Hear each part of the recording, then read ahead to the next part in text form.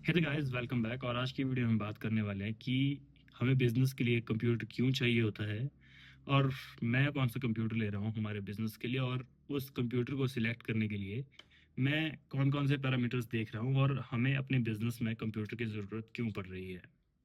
तो सबसे पहले बात करते हैं कि हमें अपने बिजनेस में कंप्यूटर की ज़रूरत क्यों पड़ रही है।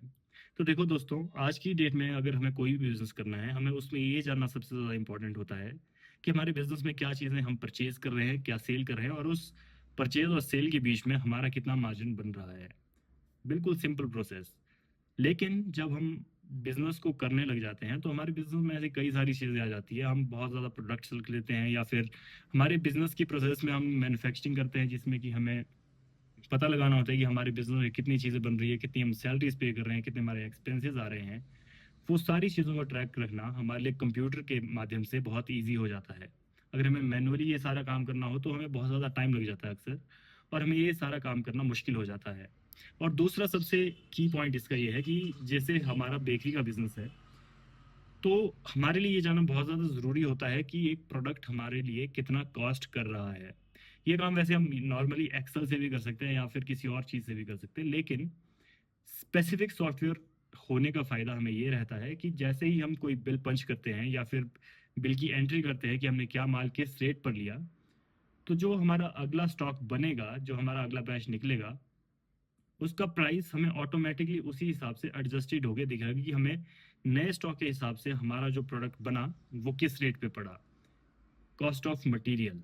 और उसके बाद जब हम मंथ के एंड में देखते हैं कि यार हमें इतना माल हमने परचेज किया और इतने की हमने सेल की, इसके बाद हमने सैलरीज इतनी दी, यूटिलिटी बिल्स इतने पे किए, तो मंथ के एंड में हमें लगभग इतना इतना मोटा मोटा पैसा बचना चाहिए। पहली बात तो ये है।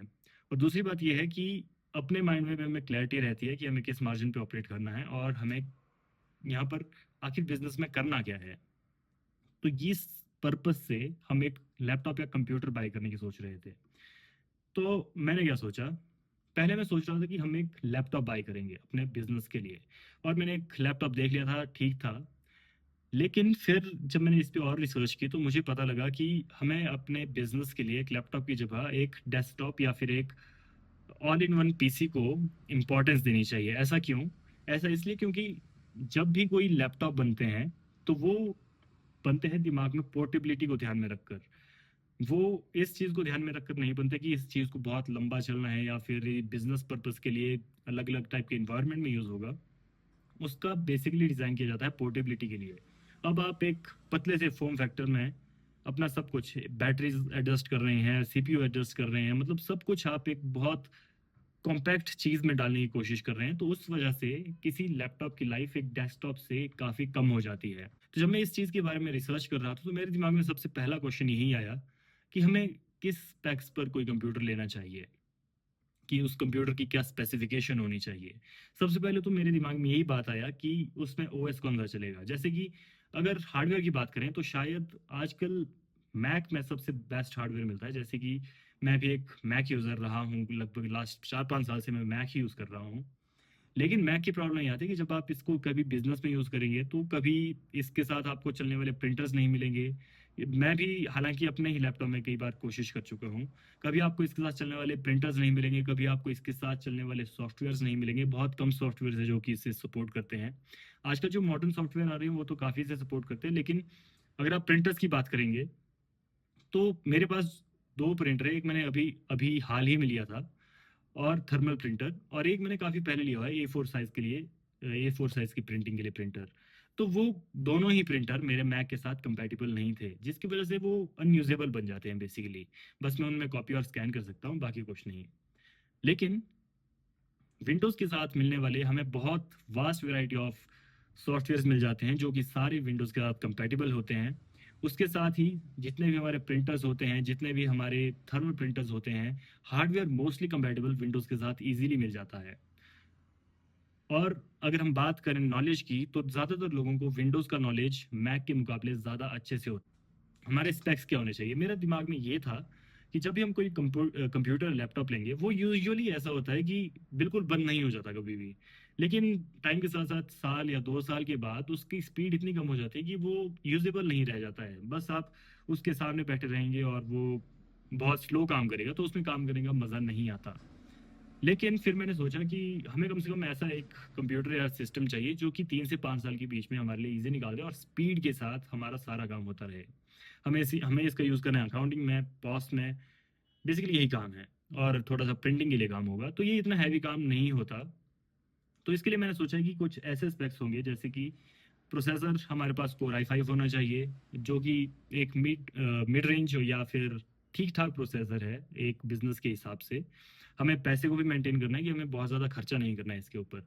और इसके साथ-साथ 16 जीबी रैम, ताकि ये लॉन्ग टर्म चल सके। आजकल की एप्लीकेशंस काफ़ी भारी-भारी होती हैं। वैसे अगर आप मोस्टली एप्लीकेशंस के स्पेक्स की रिक्वायरमेंट देखोगे, तो वहाँ पर 8 जीबी वहाँ पर शो करता है। लेकिन मैंने पास्ट में एक्सपीरियंस कर लिया है कि 8 जीबी जो होता है वो मिनिमम रिक्वायरमेंट होती है। मतलब उस पे बस बारली चल पड़ेगा कोई भी सॉफ्टवेयर, लेकिन वो उस लेवल की परफॉर्मेंस नहीं निकाल पाएगा जैसी कि हमें चाहिए होगी किसी बिज़नेस के लिए।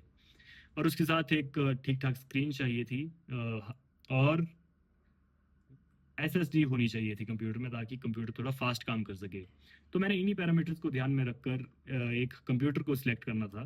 तो मैंने काफ़ी ज़्यादा वेबसाइट में जाके चेक किया कि मैं कौन सा कंप्यूटर लूँ, कौन सा कंप्यूटर ना लूँ, और कौन सी वेबसाइट पे मुझे सबसे बेस्ट प्राइस पे और बेस्ट स्पेक्स पे एक कंप्यूटर मिल जाएगा। मैंने इसके काफ़ी ज़्यादा जगह देखा, और एचपी, डेल और लेनोवो में मैंने मेनली देखा है ये कंप्यूटर सिस्टम के लिए। लेकिन मैंने लास्ट में देखा कि सेम स्पेक्स और सेम, जैसे अगर आप मान लो कि 16 जीबी रैम और कोर i5 वाला कंप्यूटर अगर आपने देखना है, या फिर राइजन में कोर i5 या i7 के मुकाबले का कोई प्रोसेसर देखना है, तो वो मुझे लेनोवो में काफ़ी सस्ता पड़ रहा था। जैसे कि आप यहाँ पर देख सकते हैं कि यहाँ पर सिस्टम सिलेक्ट किया है, इसकी 60 सेंटीमीटर स्क्रीन है, इसमें राइजन 7 है, और विंडोज़ 11 होम है, 16 जीबी रैम है, और 512 जीबी की इसमें एसएसडी मिल रही है। तो इसी स्पेक्स के आसपास का कंप्यूटर मुझे डेल और एचपी में जब मैं चेक कर रहा था, तो मुझे लगभग 15 से 20 हज़ार उस पे एक्स्ट्रा पे करने पड़ रहे थे। तो मुझे समझ नहीं आया कि आखिर जब स्पेक्स सारे सेम हैं, तो मैं क्या सिर्फ ब्रांड की वैल्यू के हिसाब से इसका इतना प्रीमियम दूँ?